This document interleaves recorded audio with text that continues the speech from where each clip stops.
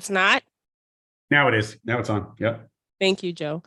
Good evening, everybody. Welcome to Manhattan Community Board 4, Housing, Health, and Human Services monthly committee meeting. My name is Maria Ortiz. I'm the co-chair of this committee. Joe Restuccia is the co-chair. And tonight, this meeting is being recorded and live streamed on YouTube. We are able to do these meetings for the month of June because of the executive's order. And I think it's the mayor's executive order, right, Joe? Yes. And the agenda is public and can be viewed on the CB4 website. If you're not signed up for the e-blasts, I always encourage people to sign up for them. If you've never been to this meeting before, there's going to be a presentation. The committee members ask questions first and make comments. Then it goes to the public or the attendees, get the opportunity to speak. If you need to speak, please raise your hand. Okay.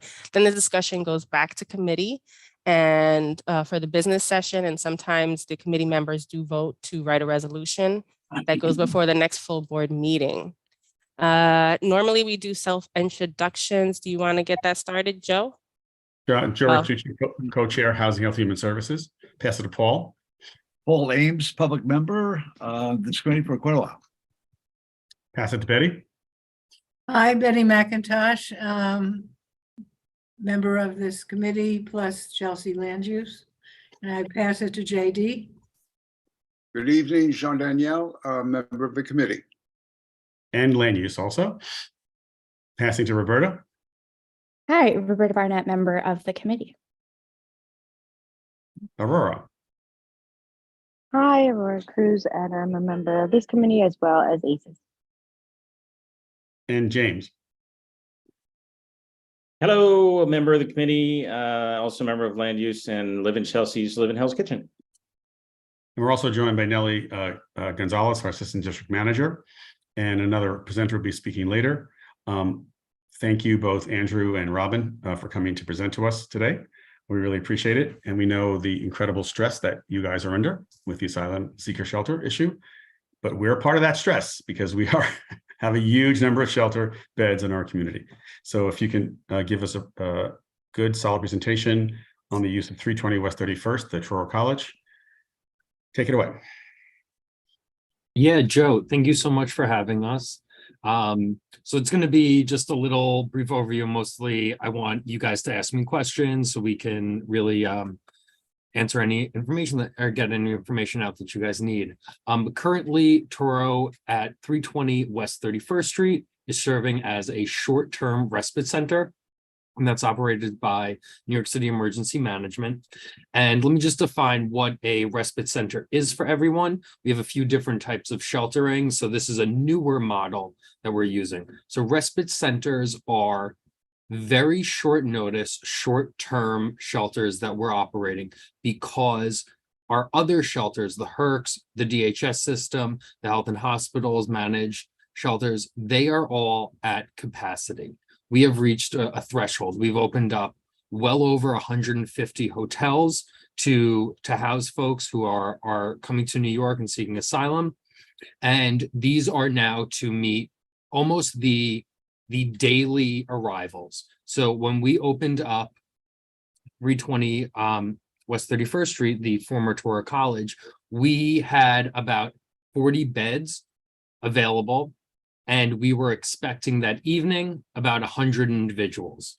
So we got a call about 5:30 in the evening that we were going to activate Touro College at about 9 p.m. that night.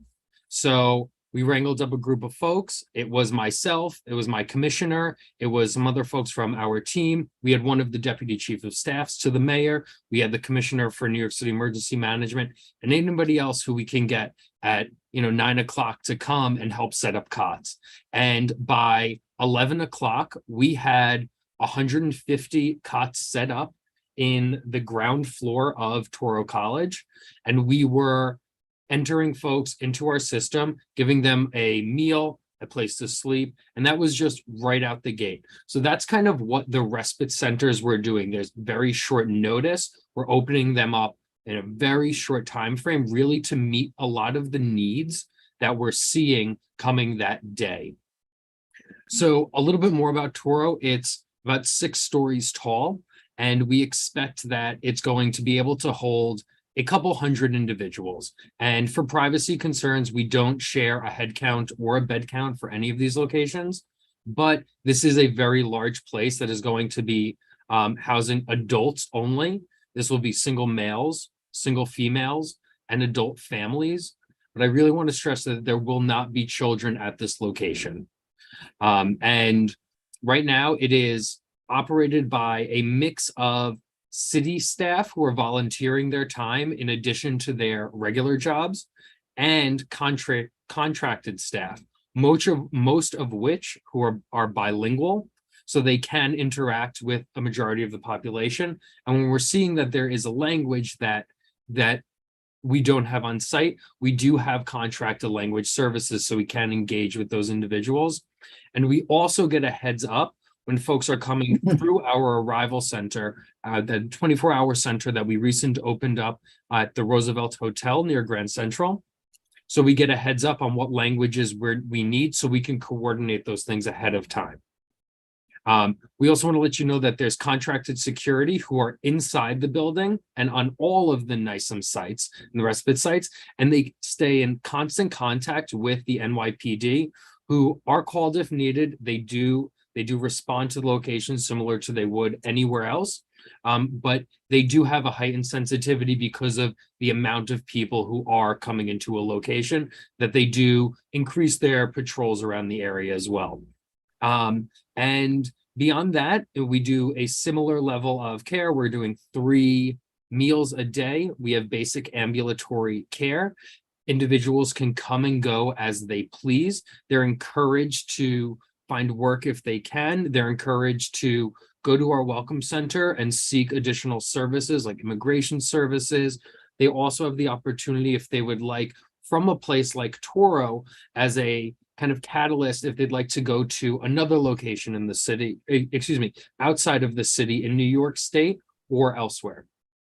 So that's about all that I have for this. And in the chat, I'd like to include a link to Deputy Mayor Williams Isom, who now hosts a weekly briefing, particularly on asylum seeker and the efforts that we've done in the previous week. So that will keep you up on a little bit more citywide efforts.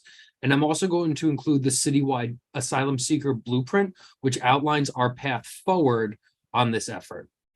So I'm going to kick it back to you, Joe, and anybody who has any questions. Andrew, yeah, you'll have to send those to Nellie because we disable our chat in order to do better management on the Zoom world. I'm going to email them to Nellie right now. Okay. And Robin, I believe you've been here before. Didn't we meet? Yes, I've been here many times before. I'm going to say, yes. And we worked through a number of things that were simple fixes and stuff, right? I usually join your monthly board meeting, but I wanted to join tonight because my colleague Andrew was doing this presentation on Touro, and I had been in touch with Jesse a number of times, and your community board has been very active and very involved and frankly very caring of the new New Yorkers. And I wanted to sit in just to hear this update, and I'll see you at the full board meeting. So Andrew, we're going to start out with some just like basic questions. So first, this is our first, I'm assuming our first OEM run shelter in our district. Is that correct? All right. And where are other OEM shelters run, either adjacent or in Manhattan? Yeah, so we have in Manhattan, the only other one is down on the Lower East Side. It is in a church. And let me also, how we get these locations is, we are reaching out to everyone and anyone who has space and is willing to work with us for this effort, because we just need a significant amount of it. And continuously. So right now we have one in the Lower East Side. It's a church. We also just today are opening up one on 110th Street between 5th and Lenox. And then we have another one up in Bathgate in the Bronx. We have one we actually have two in Queens, one in Long Island City and one in Flushing.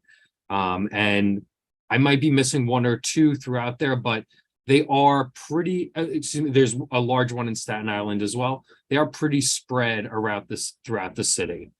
So the question was more that we are used to DHS running shelters. We've gotten accustomed to Health and Hospitals running shelters, and we're very pleased with how they run shelters. We have no idea how you run shelters or what you do. So we want to ask a few questions about this. First and foremost, we need you to have consistency across agencies, right? You cannot come and tell us that you don't know how many beds or people are going to be there when the other agencies do. Okay, so that's just crazy. It's one city, it's one mayor, it's one administration. You should tell us clearly, what is your maximum capacity of beds here? So we understand that, and this can be communicated out to the community around it. Second, we always start out with, we know you're looking for stuff, but if you found it, there is no harm, no foul in notifying the community board in advance so we can prepare the public for the location. This constant sort of secrecy undermines our discussion all the time. And I think, Robin, you've heard this a few times, right? That it doesn't help build any sort of public trust if you don't say it, even if it happens the same, we're I considering this. understand, Joe. I do understand that. And I guess it's a balancing act, but I hear what you're saying. And Andrew is better equipped to respond to that than I am. So I will defer. I'm just pitching it to you because you've been here before. Yeah. It doesn't hurt just to say, and we're considering Touro College, right? Just to say it. So it's not one of those, we get a notification like we did for the building on 36th Street the day of, 3 hours before people were being moved in. After we're told we're not, we understand the overwhelming need and the overwhelming emergency the city is managing. You have 3 agencies now managing shelters. That's extraordinary, right? Totally extraordinary. So could you first address that issue? Why no one picks up a phone and says, we are considering this site? Yeah, and Joe, I've said this to you in the past, and I'm going to say it again. And we need to do better. We need to give more heads up to the community. And you're absolutely right when you say so you can inform the community and get them, on our side. I think that is incredibly important. And going forward, we need to do better. And I think that it is safe to say, and that every building in the city is being considered for this effort. That is not to say that we should not warn you when we are entering into some type of agreement or going to begin bringing folks into a location, but we need to do better. And I think you're going to see that in the coming weeks, we are going to be having regular briefings for the district managers of all the community boards, so we can keep them more up to date on these efforts. But you're absolutely right. We do need to do a better job of giving notification and getting the community support for these shelters. And I'd like to acknowledge that you said this stuff before. Many different agencies said it before. And on a Thursday, they say, we're not going to open any more shelters. On a Friday, the agency doesn't even know another agency opens a shelter, right? So you've got to coordinate among the various agencies to at least say what the hell is going on. It creates not only disarray, but a complete lack of trust that the administration actually believes that an agency called a community board that is trying to be engaging with a district has any role or need to know about how to solve a citywide problem. As you've noted, you're on mute, Robin. Joe, if I could just jump in 1 second. Yeah. I understand what you're saying, and having worked with you over the past few months, yours is a board that really does care and really does want to share the information to maximize the benefit to the people who have just arrived in New York, and also to assure the knowledge and well-being of the communities in which they are housed. I think that Andrew's tired of hearing from me asking those kinds of questions. But I know that it's been a process, and one that's come fast and furious to the city. And I believe that Deputy Mayor Isom's weekly chats or updates will be incredibly useful. And Andrew, maybe you could comment a little further on the district manager updates, because I think that will go a long way to helping boards understand what's going to be happening in their communities.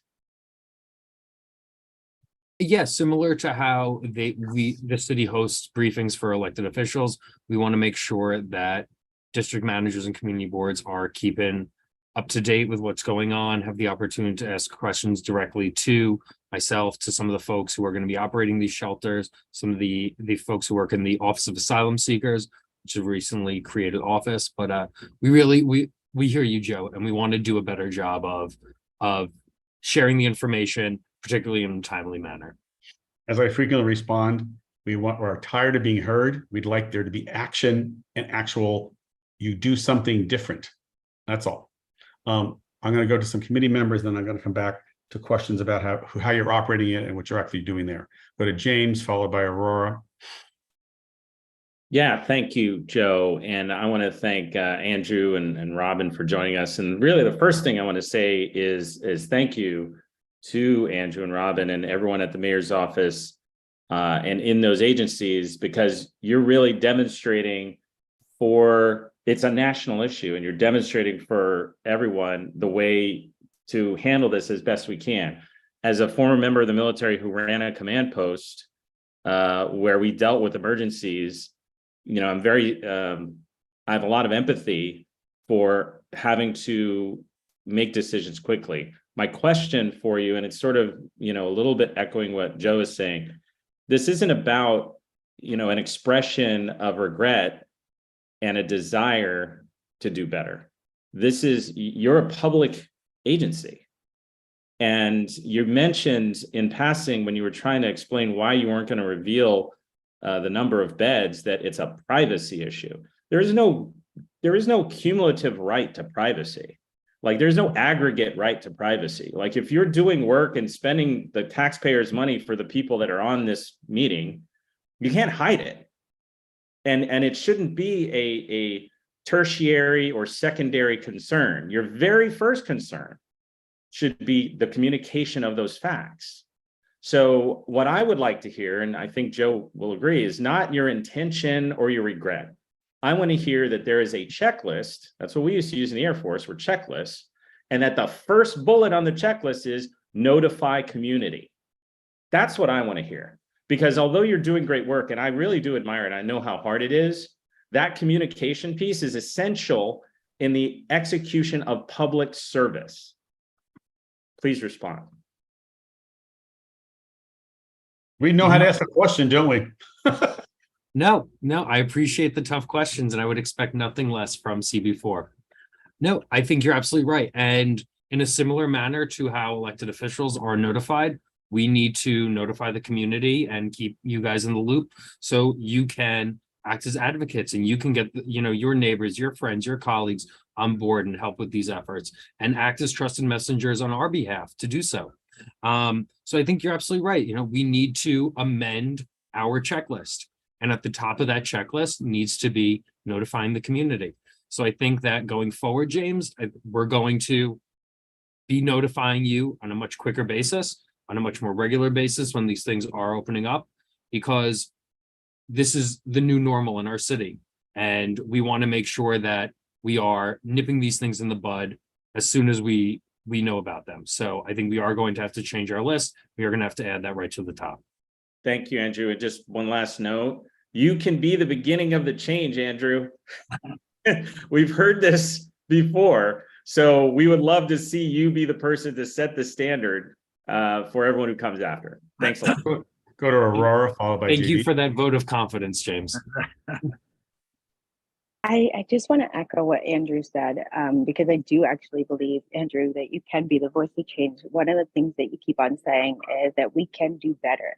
And I just read an article as a therapist this week, is that phrase alone just creates a better overall EI, emotional intelligence. And I do believe that you can do better. And I want you to prove to us that you can do better. We Prove just it. want Yes. communication in for our community. And so we're out there, we're talking to our neighbors, we're able to advocate for them, for people who maybe can't or don't have the time to advocate for themselves.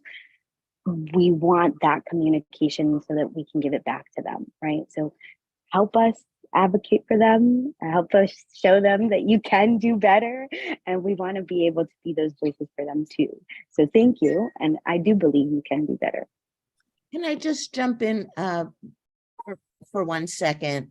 I know that Andrew has shared the future plan about notification to district managers on a regular basis, plus also the weekly meetings. I don't know if Andrew, and I don't want to put you on the spot, but I don't know if you're in a position to detail at all what that would look like, time-wise, frequency-wise. If you can, great, and if not, we'll get back to you, but. I don't have that information, Robin. But we are setting up regular briefings so we Right. can keep everybody informed. But yeah, there will be more to come on that. Great. I'm happy to hear it, of course, and thank you. Anyway, carry on. Sorry. JD, followed by Betty. Yeah, I'm sorry. I'm not going to praise you. I understand your job is extremely difficult, and I'm in sympathy with the seekers, but I am not a member of the city government. I'm a member of this community.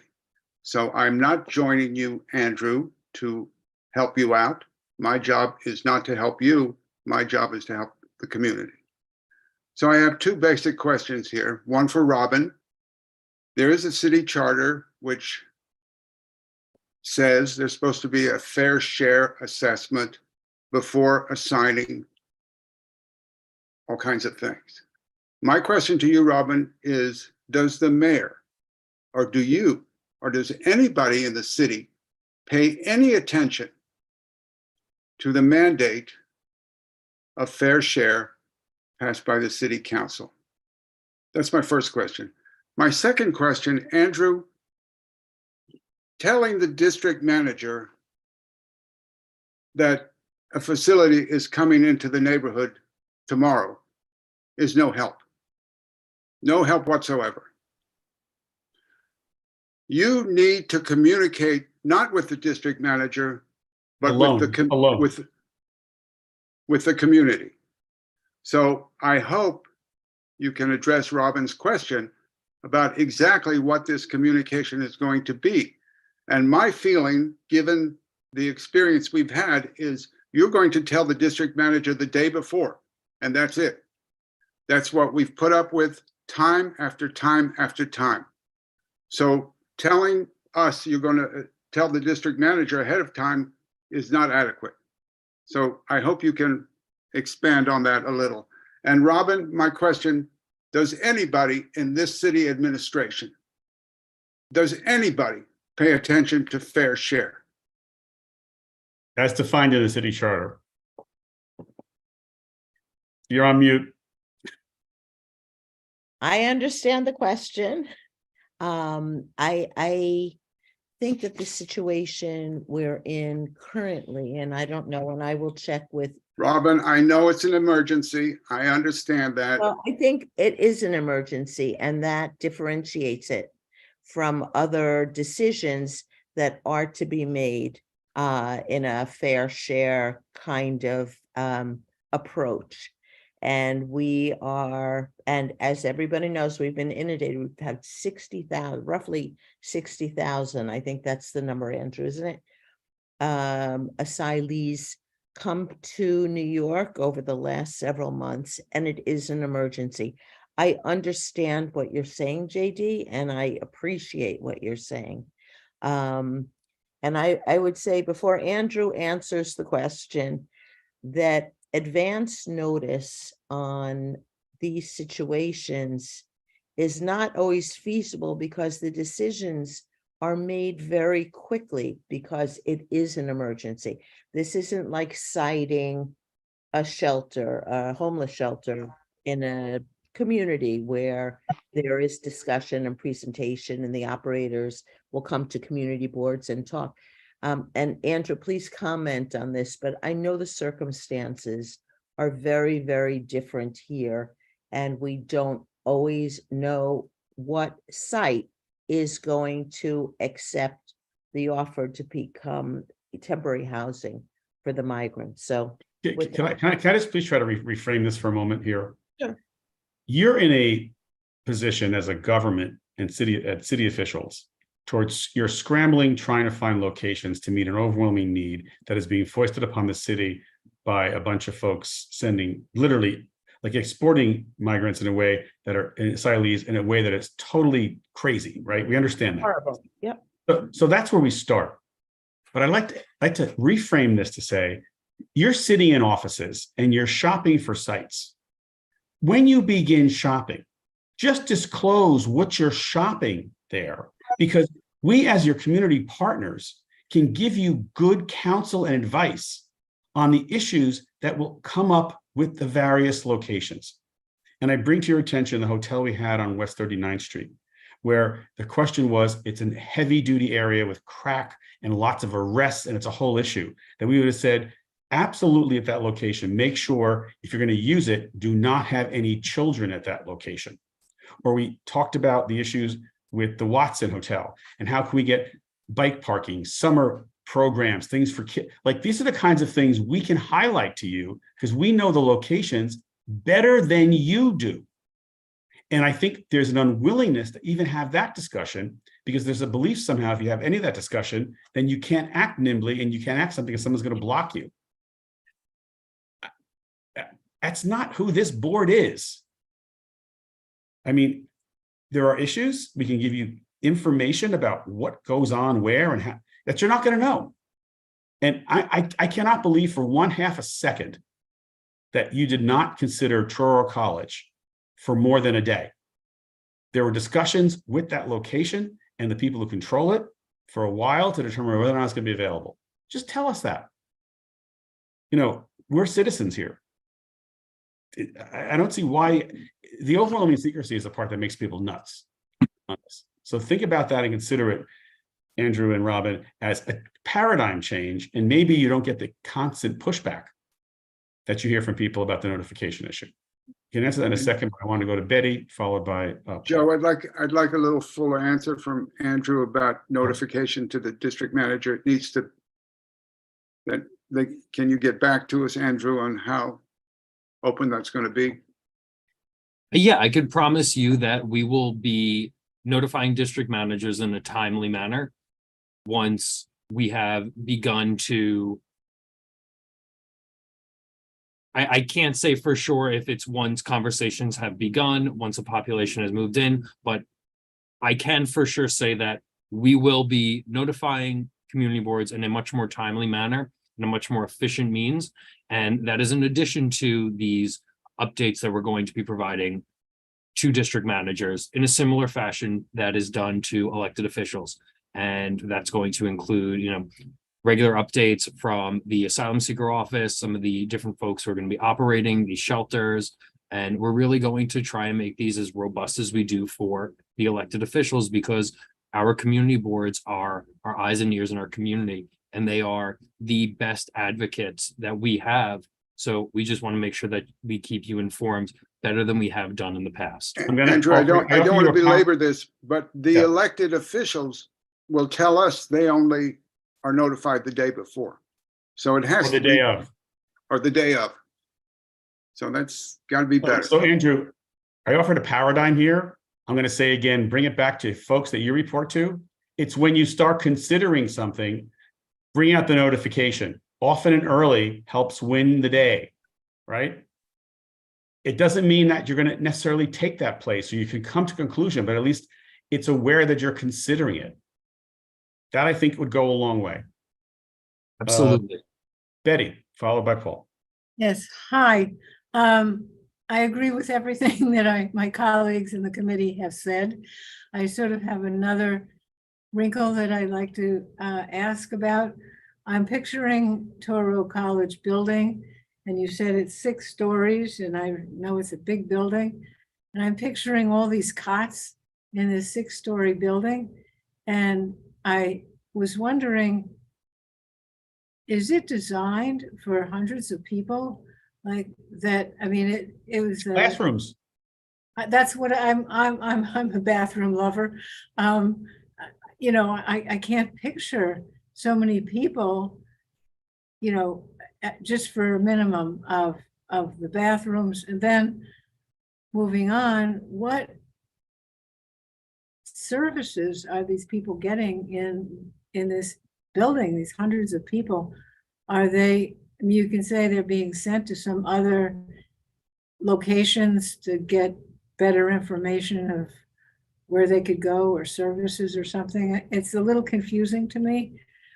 When you open up with all these hundreds of people, are there nonprofits who are helping them, or what? Could you clarify that? Yeah, so let's start with the layout. And these, as Joe mentioned, this is classrooms. These are large rooms. We have, there are very large kind of banquet halls. There are large classrooms. There are smaller classrooms that offer a little bit more privacy for somebody who may require something like that. But yeah, this building is designed to hold hundreds of people. And that is what we're doing. We are housing hundreds of people in this location, hundreds of adults, and as you said, on cots. The services that we have there are basic ambulatory services. We have some language access. We have some general intake where we can get people kind of registered into our system. But this is a very short-term location. So as I said, we are often opening these in a few hours notice. So to meet the needs that are coming in that day or that night. So often folks are only here for a day, 2 days, 3 days, maybe, before they are transferred to a location that may be more suitable for a longer term stay. So at this location, it's just a very bare, basic services, mostly to triage and see where we can find a more long-term bed for them or housing for them. But these locations do not have the same services that you may have heard at like one of the HERCs that have opened up, which you guys have in your district as well. Do they have showers? Yeah, I So was thinking exactly the same thing. It's not designed for like showers, is it? So there are not showers there, but the Department of Design and Construction is arranging for shower trailers to be on site. We've also arranged for folks to use the showers at the Stewart Hotel, which is nearby. So they have them walking over to use some of the showers over there in the meantime. Uh-huh. On 31st and 7th, Betty, on 31st and 7th, Stuart. I just wonder if all the shelters have so many people in them now. Are you really optimistic that these people are going to stay at Touro for only a day or two? I mean, I don't know. Is the turnover in other shelters that robust? So as the city continues to open up these very short notice respite centers, these short-term, short notice centers that we've been talking about, we are also opening up longer term HERCs, longer term shelters in other areas of the city, as well as elsewhere. So it's kind of a multi-tiered decompression strategy. But this is kind of the first piece when people do come in, and that's what you guys have at Touro College. So I know I can't speak to what this is going may become, because it is so large. It does offer a lot of opportunities that maybe we will be able to find a different need, a more suitable need to meet this population at some point. But right now, the need we have is for these very short-term respite beds.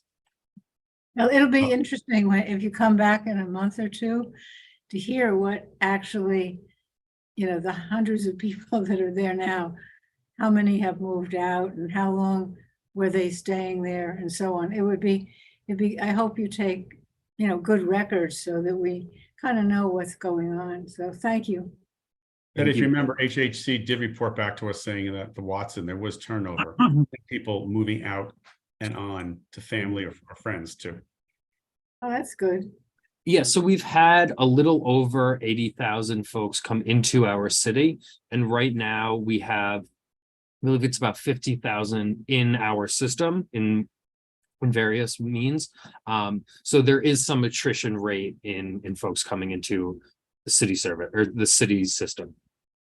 Paul? Yes, I wanted to thank you both for coming on. Andrew, I wanted to ask you, I think I got this right. When you rattled through some of the other shelters, facilities that you folks have, I got 2 in Manhattan, 1 in the Bronx, 2 in Queens, 1 in Staten Island, but none in Brooklyn. Why is Brooklyn left out? I guess the point I want to get at is how hopeful are you that I'll just call it a burden. The burden of this problem will be spread around the 5 boroughs. One of the things that everyone I know who is aware of this, which would be everyone I know in my neighborhood, is always puzzled that we've been selected to have such an overwhelming percentage of the problem in our neighborhood.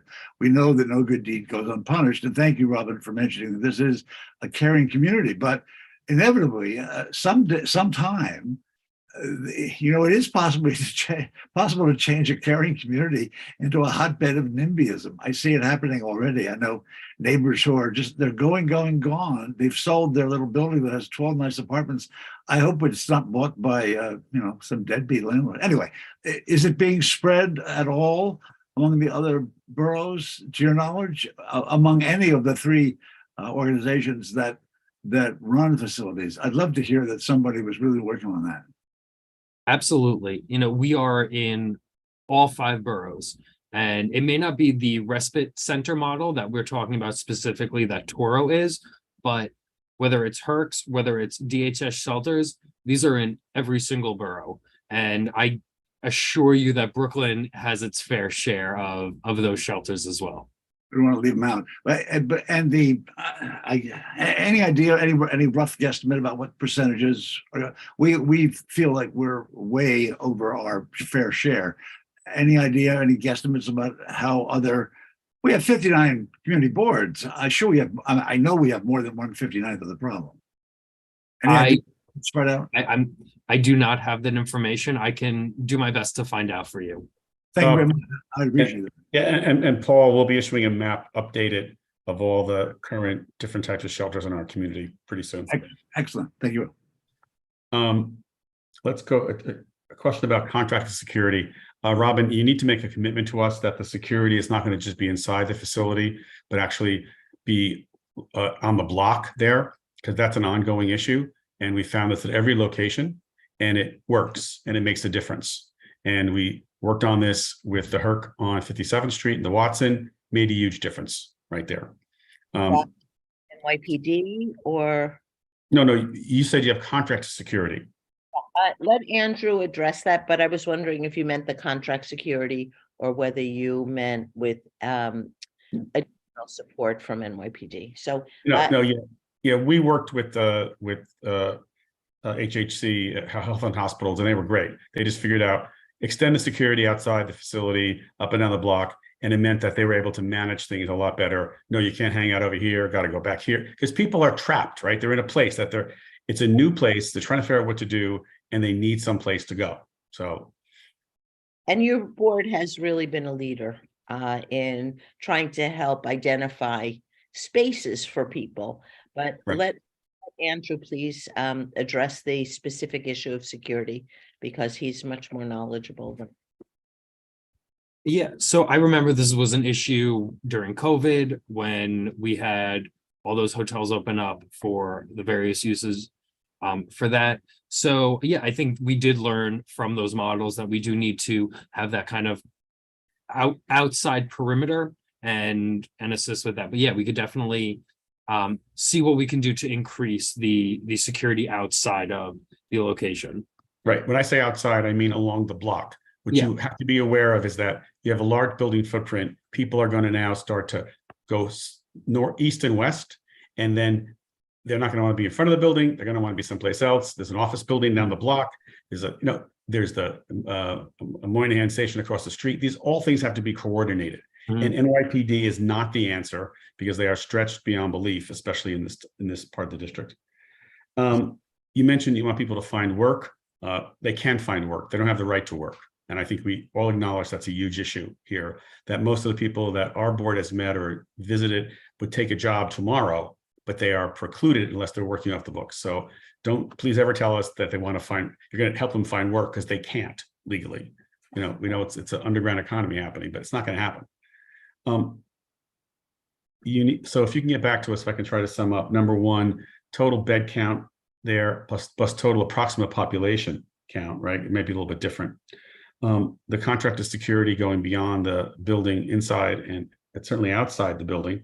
You just mentioned shower trailers. Where would those shower trailers, if they're brought in, be parked? Because I can immediately see an issue. You cannot see from the street. You block the sidewalk, meaning a view from the sidewalk. And then this becomes a place that people don't want to walk, because as you know, in our district, we have an incredible amount of active drug use on the street, especially at this location around Penn Station. So we don't want to create a shelter or a spot where people cannot be seen with doing active drug use. Thoughts? Yeah, I can't speak to exactly where they are going to be placed, but I do know that there is a very large loading dock that is right along 31st Street, as well as 3 large loading bays. So they'd be inside. That actually open up right onto the street as well. Do you know if the exterior lighting is working properly at that location? Because this has been vacant for a while. I know that when I was on site there, that there was ample lighting that you can see, a significant amount down the block. Onto the street, okay. So do we have any other questions about this location? No, If but not, I'm going to ask that. I did have one Oh, other sorry. question. Oh, James, I didn't see. All right, go ahead. Sorry, James.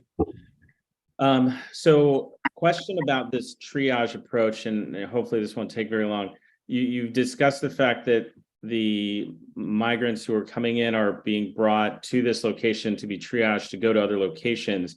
I'm wondering if there's any sort of health assessment, because one of the tragedies we've heard is that they throw these people on a bus and then they're on the road for who knows how long. I think being able to attend to those emergent health needs would be taken care of right away. So I'm just wondering if you could just address that briefly. So before folks get to these type of respite centers, which do have basic ambulatory care on site, they go through one of our welcome centers. Previously, that was the Port Authority bus station. Now it's the Roosevelt's Hotel right near Grand Central. But at those locations, people were given a health screening, they're given COVID tests, and folks, if they do need to isolate, they can isolate. And if somebody does need to be treated for an illness or something, that they have the opportunity to do so right there. We are very aware that when you do have so many people in such a confined space, that certain things do tend to happen. So we just we have custodians who are cleaning the locations on a regular basis, and we are really doing our best to make sure everything stays sanitary, stays clean. But before folks get to these locations, they are given one kind of basic medical screening, and then they do have the option, if there is a visible sign, if folks from one of our contracted nursing organizations will, perform a further inspection, a further checkup, diagnosis. I'm not sure exactly what the word is. And then from there, they'll make a decision if they need to send them to another location, to a hospital or whatnot. Thanks, Andrew. Andrew, who is staffing the facility? I understand you had to pull together a bunch of volunteers, but who is in that space every day? Who's the director? Who's doing what? What is the staffing pattern? Could you just detail in this model what that is? So the site managers for these locations are NICEM staffers. These are folks who traditionally are trained in the hurricane relief shelter model. So these are folks who can quickly activate. They know how to operate a large scale shelter. They know how to deal with, large amounts of people and have the know-how to get the infrastructure there and manage that infrastructure. So these are the folks who first have been working at these 24/7s. And this has really started since about the first week of May, that New York City Emergency Management, along with doing their day jobs, they've also been volunteering for these shifts as well. And now Volunteering meaning, but they're still doing, it's paid. It's not like they're volunteering for free, I hope. so a lot of these people are like myself in a managerial position. I don't get overtime.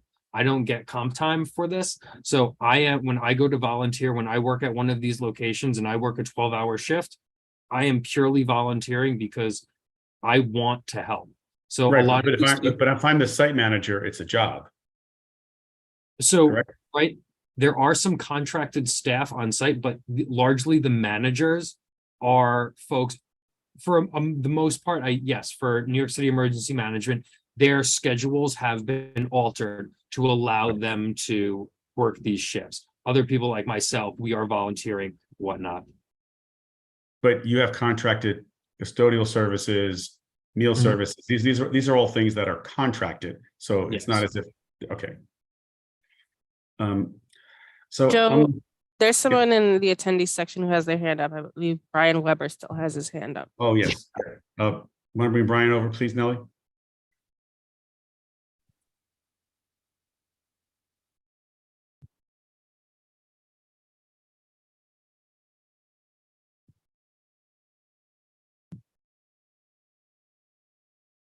Okay.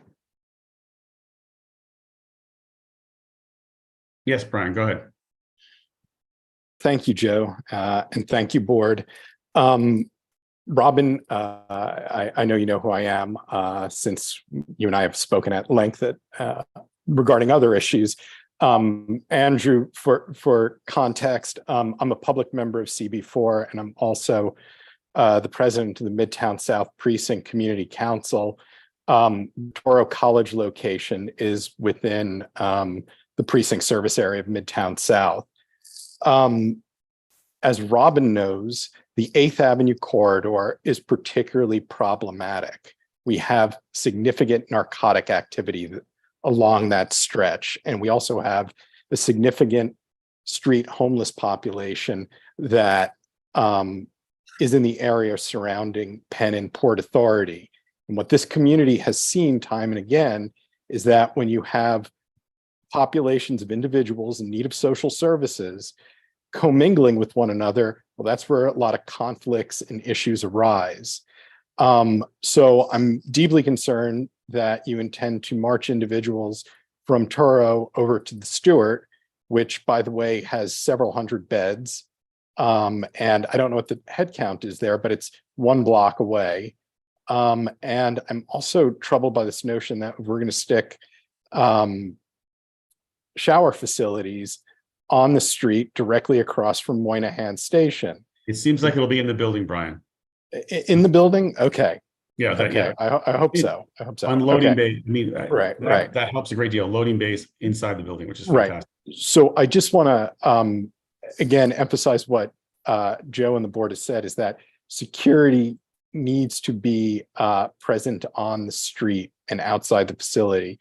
You can't rely solely on Midtown South to address these issues. And then the other thing, I'm just wondering if you can clarify, the individuals that are being sent to this facility are exclusively migrants and asylum seekers. Is that correct? Or is this a more broader population of unhoused? No, these are strictly asylum seekers, migrants who are coming into our system. And there is a very clear delineation between the two populations. And folks who are New Yorkers, they are given an opportunity to go into the shelter system. And we do have to keep a certain amount of beds available for those individuals who New Yorkers who do want to go into the system. And you're absolutely right. The first night that we opened up at Touro, I was on the phone with Inspector Edwards, how can we work out a security plan with you to keep you so engaged? He had a lieutenant there, within 20 minutes, we talked it out. He had, I believe, since he's had an NYPD vehicle stationed outside, and they've been in constant communication with the site managers, myself, with the contracted staff. But you guys are absolutely right. I need to make sure that we are doing those perimeter sweeps. We are engaging on the sidewalks. We are making sure that we aren't having folks kind of intermingling with what may be an element that may not have the best interest of these migrants at heart. Right. So Andrew, I just want to pick up on that. Can you direct more resources to Midtown South?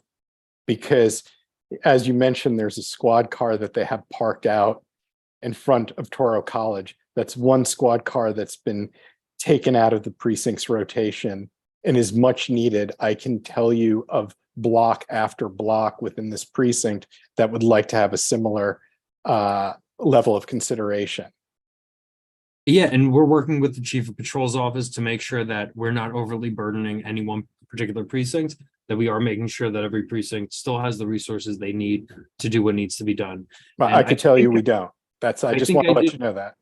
Well, I think we could continue this conversation. We could talk a little bit more. But yeah, I think I did get John's email this morning about next week's Midtown meeting.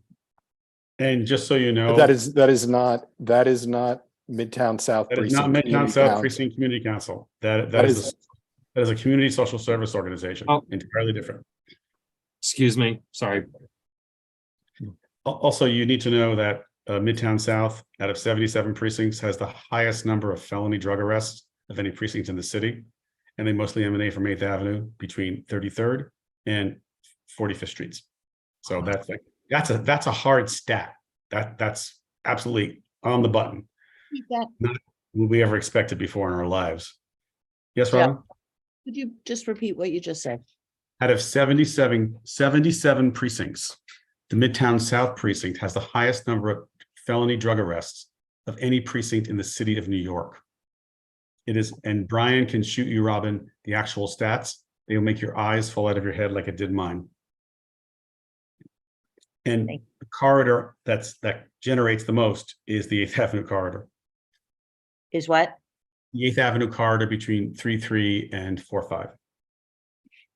So can I just suggest that we do an administrative letter, not from the committee even, I think, through Jesse, that we ask for confirmation of all the items that you mentioned tonight, Andrew, like we have this service, that service, just so we have it in writing, so we understand what's happening there, because it's a new paradigm, it's a new type of facility for us. We haven't seen this before, right?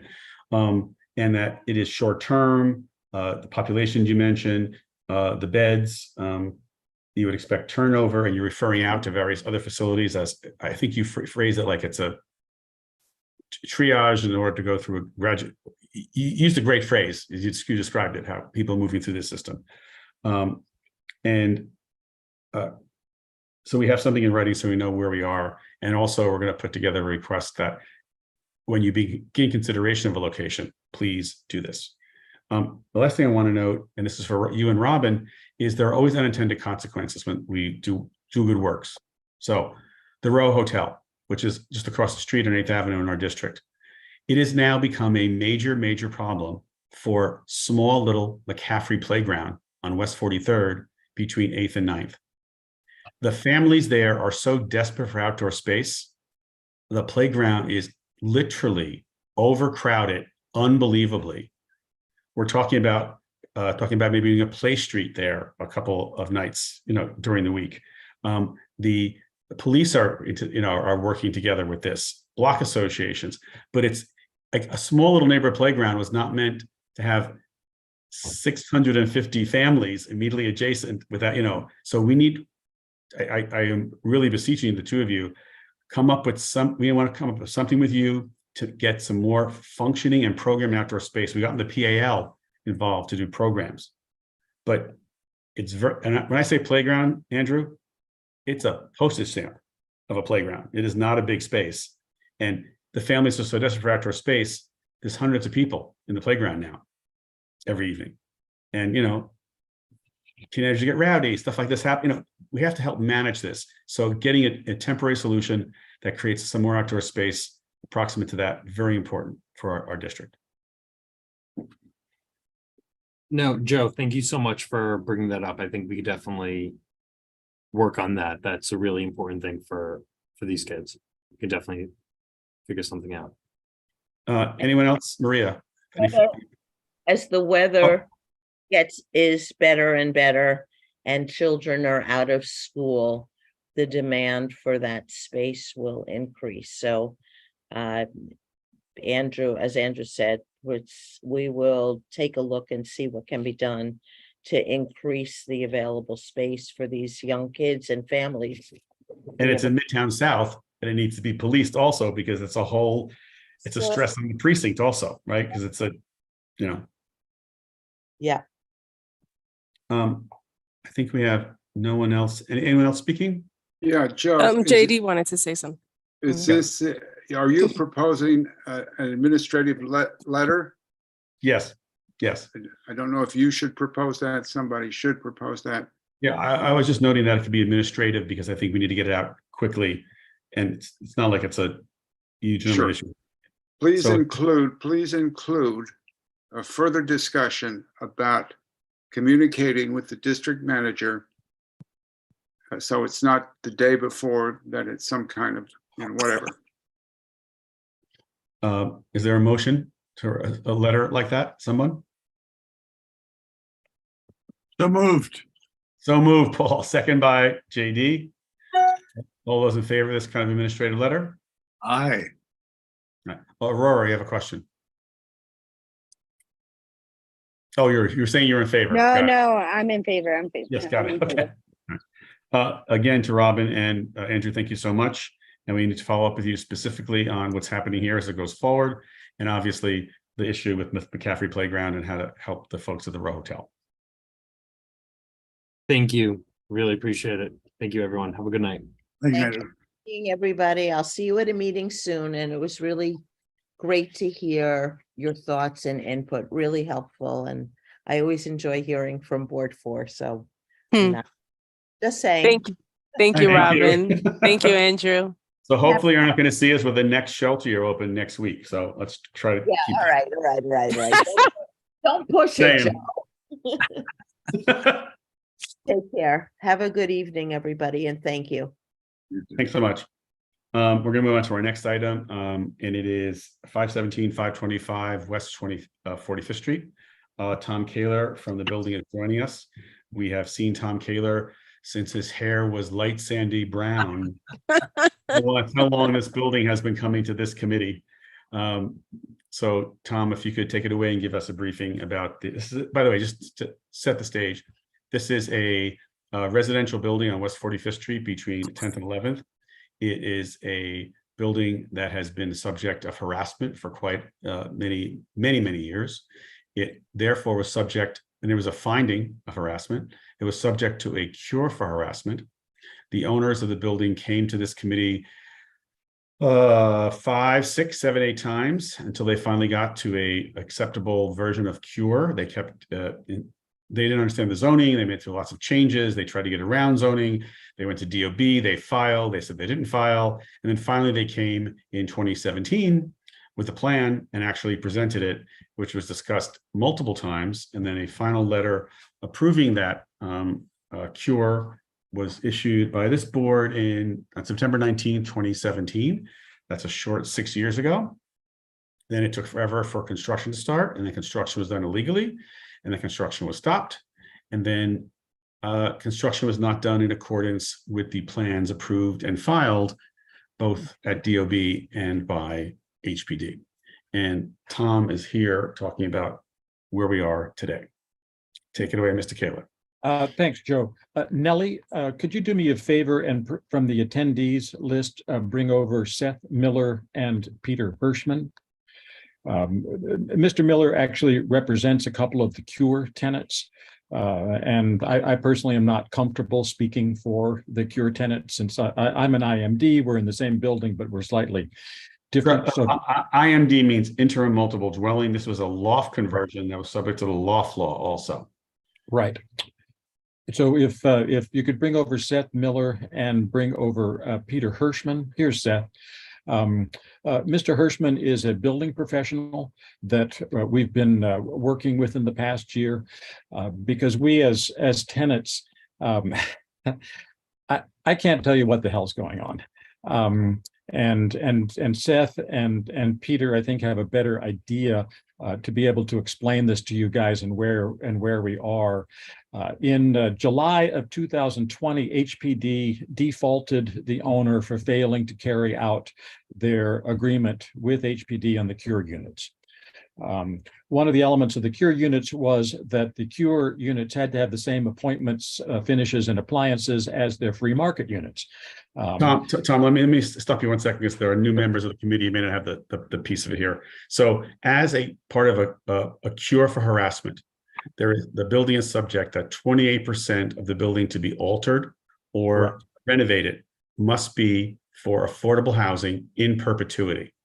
And to have that process happen, you as the owner must go to HPD, propose a plan, have it reviewed by their internal building, land, and development services or group. On the program side, it falls under inclusionary housing group. They do all this review, and then it comes for a comment period to the community board to review. And we reviewed this building multiple times. And as part of that review, we set conditions for our approval. And that is in our 2017 letter. And specifically, the finishes for the apartments, like we do in inclusionary housing, had to be the same as the rest of the market rate units in the building. Sorry, Tom, I just got to give them this sort of broader context. Otherwise, they're going to get lost. No, please, Joe, because my mind runs around with this stuff as well. I know, right. So HPD defaulted the owner instead of actually addressing the work that HPD laid out, very, very clearly laid out and said, this is the work that you need to complete. The owner has sued HPD now twice. Their last suit was dismissed on March 13th. And from what we understand with HPD is that they are now once again trying to negotiate some sort of finish. In the meantime, DOB... Some sort of settlement, you mean? Yeah, some sort of a settlement, an agreement between HPD and the owner, what the owner will actually agree to do. In the meantime, however, DOB has been issuing temporary certificates of occupancy for the same units which have been defaulted, which to our mind is we can't even grasp what this actually means. It seems to be saying to the owner, everything is fine, you've done all your work and you're all finished, and HPD is saying, no, you haven't. So let me stop you again. How this law works is that you cannot get a certificate of occupancy unless you have a sign off from HPD on the cure plan. They do an inspection and they verify that the work that was agreed to and embodied in the actual cure document, which is recorded against the property, has been completed to HPD's satisfaction. And that is directly how it works with inclusionary. So this is equivalent to if you were building an inclusionary building with 25% affordable units and you didn't build them in accordance with the plans, that DOB would issue you a certificate of occupancy. You cannot get it in an inclusionary building, and you cannot get a certificate of occupancy in a cure building. But So they're getting TCOs. They're handing them out like candy. And we had a meeting with HPD, and the only explanation that we got was that HPD wanted to make sure that these low-income units could be occupied. Now, these are the same units that they found were subject to leaks and had leak damage and problems with no heat and problems with inadequate wiring. And as Tom pointed out, none of the finishes that you as a community board had mandated. But nevertheless, HPD was asking DOB to issue certificates of occupancy so the units could be occupied, and DOB was complying without ever inspecting. Even though as you may or may not know, this is an IMD loft building. It's subject to the loft board. They don't need a TCO in order to be occupied. They can be occupied if they are, at least the cure units can be occupied, just simply by virtue of the fact that under the plans that are going through the loft board, these are IMD units. I apologize for jumping in there. I do want to thank the CB4 for putting us on the agenda. And thank you for the opportunity to speak about this. The issuance of these temporary certificates of occupancy has given the landlords a great deal of ammunition in doing battle with HPD in court and potentially appealing, and really undermined HPD's efforts to enforce the cure, such as they are. I mean, we've been meeting with them. They seem to be of the opinion that withholding a certificate of occupancy, but granting a temporary certificate of occupancy is a form of enforcement, even though they have much more draconian penalties that they can impose, including to take away the management of the building from the current owners, so long as they give notice. So we're coming to you with three items. One of them we haven't mentioned, but there's the problems of inadequate work, of the need for repair, of the need for the landlord to do what they said that they were going to do in these cure units. The second problem is the issuance of these temporary certificates of occupancy, evidently based on an HPD policy that is well-intentioned, but not suited for this building at all. And the third issue, which doesn't really connect with what we've been discussing, but has to do with how loft buildings get legalized, is that the landlord took the opportunity while developing and getting approval for the legalization of what's known as IMD units, that is, units that were occupied illegally, but during a qualified period under the loft law, so that they become legal rent stabilized units. Those are IMD units under the law. To Interim multiple dwelling. Interim multiple dwelling units. So they took the opportunity to add a bunch of units, which they can do, right? You can be a landlord and say, I'm going to legalize these IMD units because I have to, and then I'm also going to legalize another 10 units because I want to. But what they've done without a certificate of occupancy is stuff these extra 10 units with free market tenants illegally without a certificate of occupancy. And unlike Tom's apartment, unlike the loft units that have been occupied by long-term residents, unlike the cure units, which are all IMD spaces, these units cannot be legally occupied. They are being occupied without a certificate of occupancy. It's open and shut, and we've gotten nowhere in our requests for enforcement of the law on that. And the way this all seems to play out, it's based on a bunch of different kinds of incentives. The loft units are quite large. We make no bones about that. I represent, for example, Douglas Kelly, whose unit is about the size of 4 of the newly constructed cure units. And the landlord would like nothing better than for Mr. Kelly to leave. There is a pending eviction case. So that the landlord can rent out as cure units 4 instead of 1, and get 4 rents instead of 1 rent. And so that even though it's low income housing, and even though there's a limit to what the landlord can recover, they're still multiplying the amount that they get by 4 or more, actually, because as IMD units, some of these cure units have lower rents than would exist if it was just low income housing that participates in, say, a Section 8 program or other forms of low-income housing that's acceptable to HPD.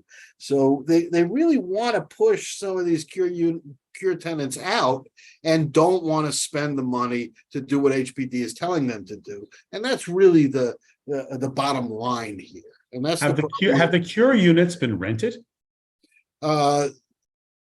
What the landlord did, and we were not opposed to this, when the cure plan was being developed, was to create some incentives for many of the IMD tenants to participate in. Oh, to move to a cure? No, to be designated as a cure unit. Got it. Right, and so a guy like I'll talk about Kelly because he's my client. A guy like Kelly with a low rent, there was no reason not to agree to participate. We got some benefits out of that. I represent Ashley as well. I negotiated a very good lease for Ashley's unit. Kelly's got a very low rent. It's a large unit. It provides a certain amount of security over and above what you'd get just as a legalized loft unit. So yes, they're occupied, though, at least the ones that have come about as a result of loft law tenants agreeing to participate in the cure. I believe that the ones that are newly created, some of them may not be. Can you enlighten us, Tom? I'm not sure. Well, in the again, I'm not completely clear on this either, but part of the HPD agreement was that units that were for hearing impaired or sight impaired also had to be provided within the building. Yes.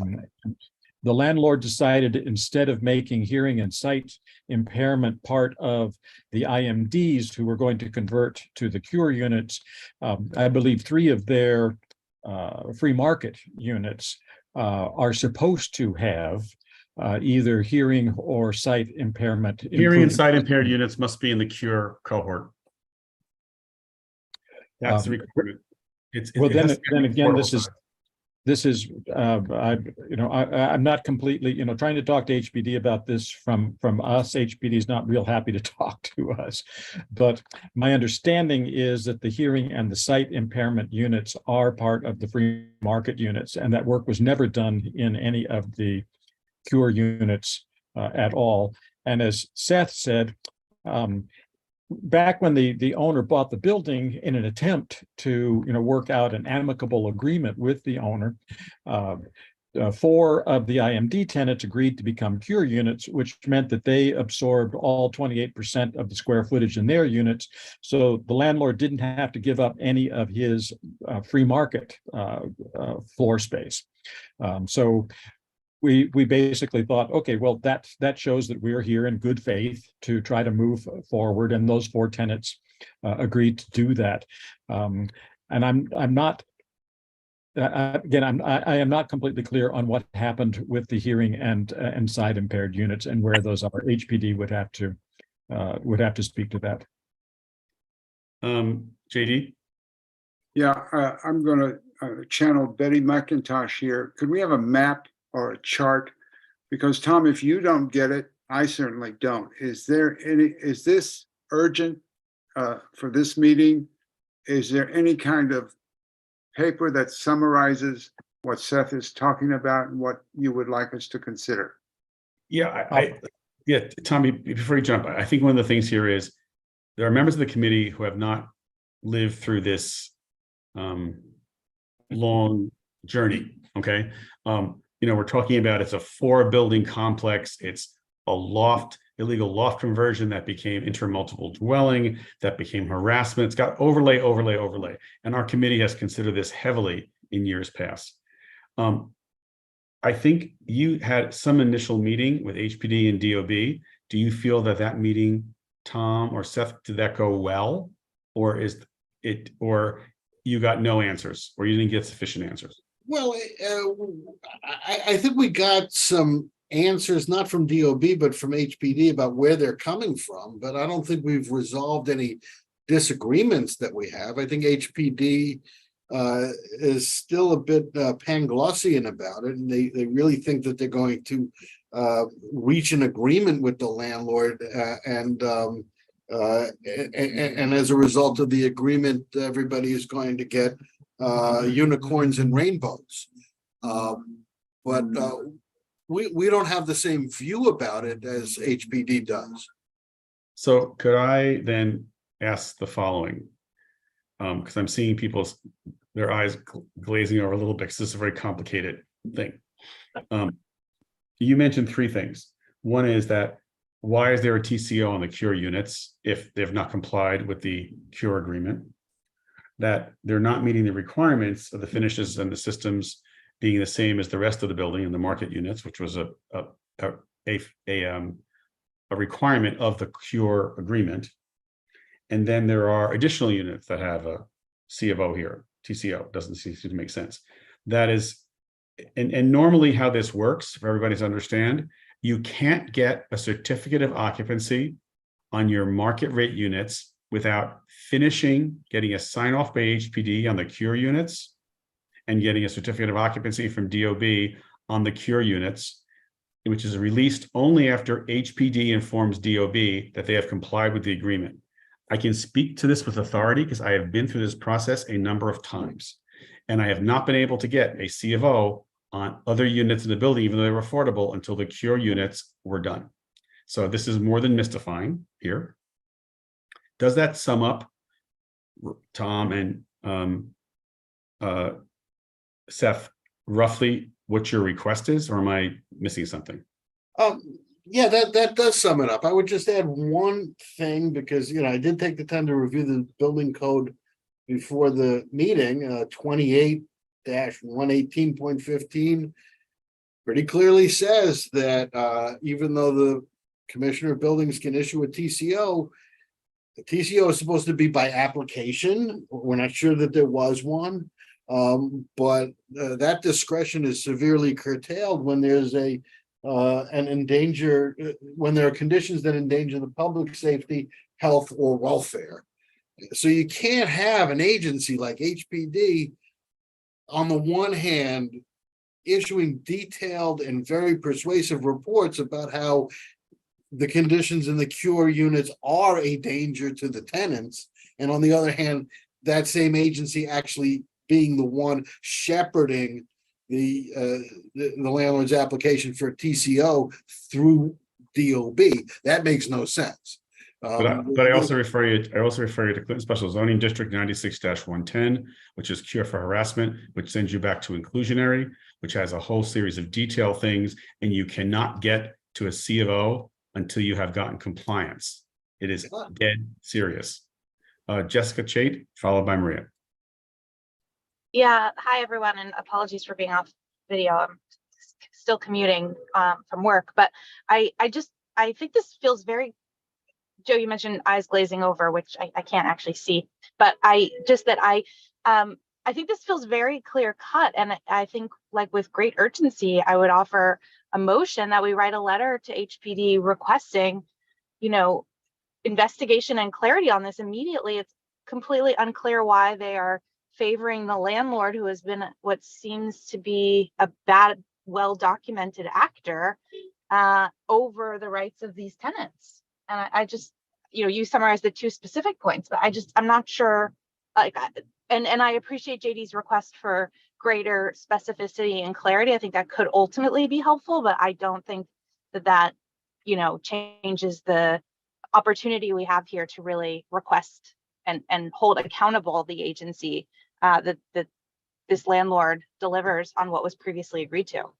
And remember, it is a cure for harassment. It's not like it's someone's doing something to get some benefit. They broke the law. There was a finding of harassment at this location, and this is the legally required cure. So Jessica, that's a motion, I think. And Betty, next. Oh, well, I could second it, but I wanted to suggest that if possible, somebody can do some sort of timeline, because for many of us who are not that familiar with this, is a very complicated thing. Oh, yeah. It's like some kind of timeline, and I don't know, maybe your old letters have a timeline that you started. But anyway, that something like JD was saying, we've got to all understand it, and what if we get to the full board, they have to understand it too. So to Tom and Seth, if we could just put, in other words, from when the board acted in 2017, the steps that happened, and then the various actions that happened, so we can understand how this got to this point. Tom, if you want me to, you and I can work on that. No, it's not a problem. When I requested the meeting from Jesse, he had asked me for that, and I did forward him a timeline starting with the HPD's default in 2020 and coming forward to the present. I did a timeline with documents attached to it. And when I handed them into Jesse last week, he kind of groaned, and I apologize. Right. But I can have someone work on that and sift through and get back to you and questions, and so we can get something that to the committee prior to our full board in.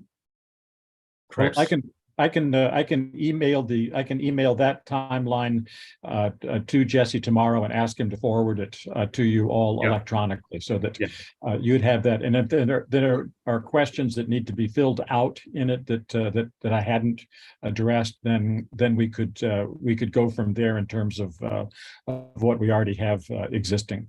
Yeah, and please forward them my email address. I don't see a chat where I'd normally put that at this meeting. Because we are unfortunately on a tight deadline here. We're talking about a Wednesday meeting, and that's a problem. Next week. Yeah. So it's got to get out like Tuesday. Like I said, I'll forward the timeline sans documents. I'll reference the documents, but I won't send. You can just give everything to Jesse. Ask him if he has stuff already in a Dropbox. Have him send it to the committee, and we can start to parse through it. Okay. Okay, very good. That's not a problem to do. JD? I just want to second Jessica's motion and also add something. Could they come before us next meeting to explain? Let's put some kind of deadline. Otherwise, they'll just ignore it for 6 months. Well, one of the things that happened here, I want to be very upfront, is that Tom has been asking for a meeting with our board for a while. We had a lot of back and forth with scheduling issues. We finally got the meeting to happen.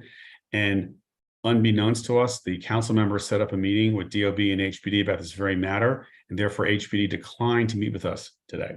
So we have to circle back to HPD because we should be coordinating with the council member and the board. So there's one voice on this as opposed to multiple prongs. Jessica. Sorry, this is actually a question just on timing.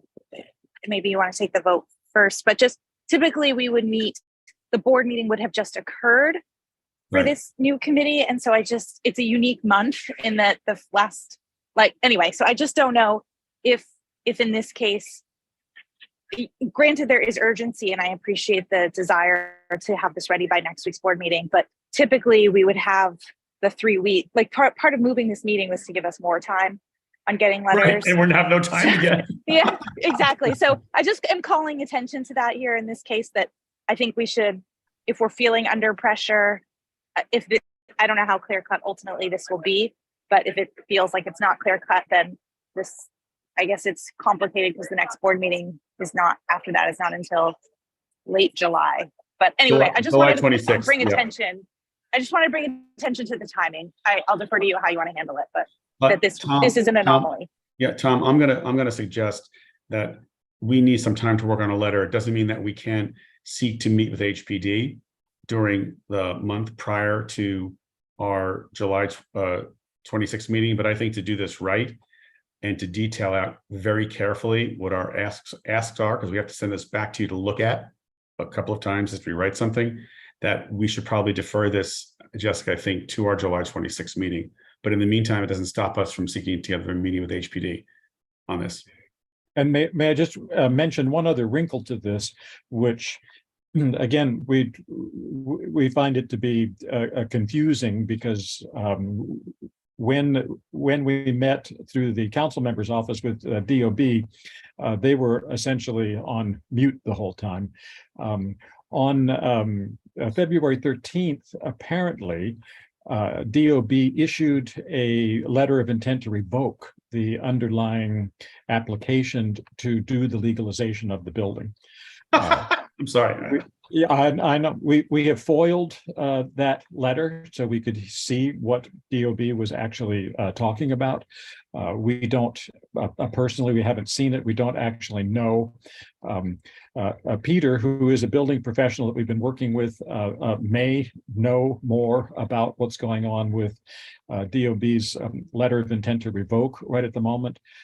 One of the issues that we do know in terms of that is that as a response to the letter of intent to revoke, the owner sent information to the DOB saying, all we did in the building was legalize the IMD units.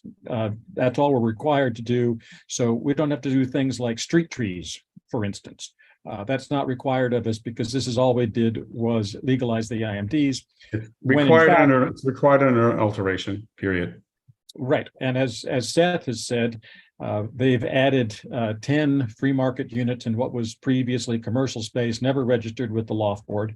And those 10 units are now fully occupied without certificate of occupancy.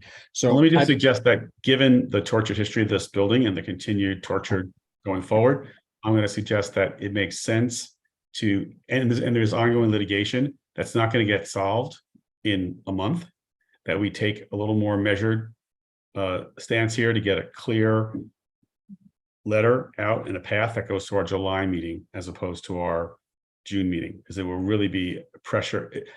Doing it quickly once is not a good idea. Better take the time. Betty? Yeah, I have some concern about what Eric Botcher's doing.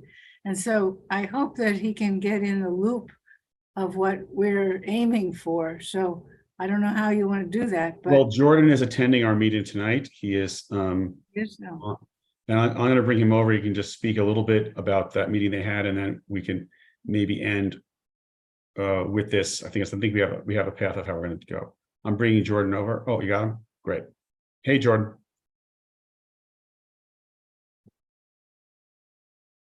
Hey, everybody. How are you? Can you hear me? Yes. Great. Yeah, no, so we had pulled together this meeting. I know Tom had reached out to our offices a while ago, and it took a bit to get it off the ground, but we were finally able to push it forward. So we're going to be, continuing to work. I know Tom and Seth are sending us information. We're getting it over to the Department of Buildings. So, definitely want to be coordinated with the community board and with what the tenants in the building are trying to push forward on. So, I'll definitely take everything that's been said and pass it along to our office. Yeah, I think our board's been involved with the building since 1982. So we definitely want to keep engaging with this to get through this saga to the end.